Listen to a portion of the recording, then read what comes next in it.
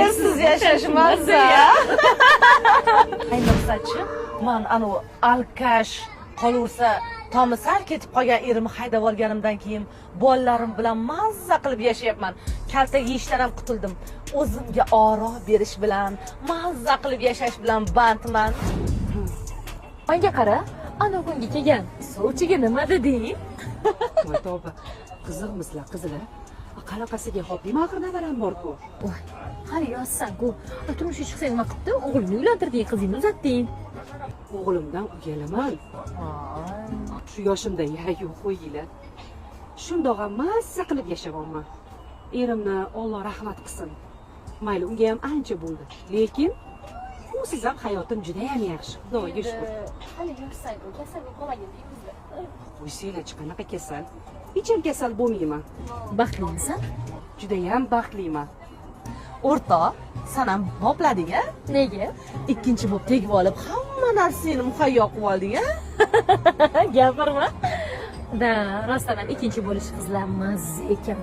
Haqiqiy baxt, haqiqiy sevgini faqatgina ikkinchi ayol bo'lganda his qilasizlar. Bilasizlarmi? Xohlagan mashinalarni, xohlagan uylarni bittada muhayyo qiladi. Kerak pul so'rasanglar, madib chiqarib beradi. Ha, sevgisi senga, xizmati birinchiga. Shunaqa yoshlar xizmati cho'riga. Son malika. Albatta, men desam malika. Mazza qilib yashayman, o'rtoqlar, uni sassiq naskisini yuvmayman va qachon kelarkan deb ertadan kechgacha borachaqa qilib yashamayman, ovqatini qilmayman. Xohlasam kutib olaman, xohlasam kutib olmayman. Erkatoy malika bo'lib yashayman. Qanaqasiga baxtli bo'lay.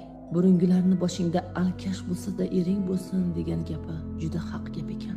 Hozir menga hamma qarmoq soladi, aldamoqchi bo'ladi. Qanchasiga aldandim ham. Afsus, xatoimni to'g'rilashga endi kech. Qo'shganing bilan qo'sha qara degan duoni qanchalik to'g'riligini endi tushundim. Hech bir ayolni boshiga bevalik balosi yog'ilmasin. Hamma jufti bilan baxtli bo'lsin. Farzandlarim o'z yo'liga ekan, lekin qariganda baribir suyanchiq bo'lish kerak. Soxta baxt malikasi, nega o'zingni aldaysan? Usting kulgani bilan kechalari bilan yig'lab chiqasan-ku. Uni har kuni kutasan, yo'llariga zor bo'lasan.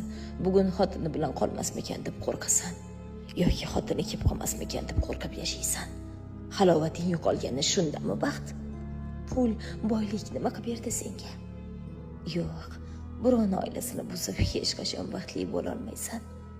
Sen faqat o'zingni aldab yashayapsan, xolos.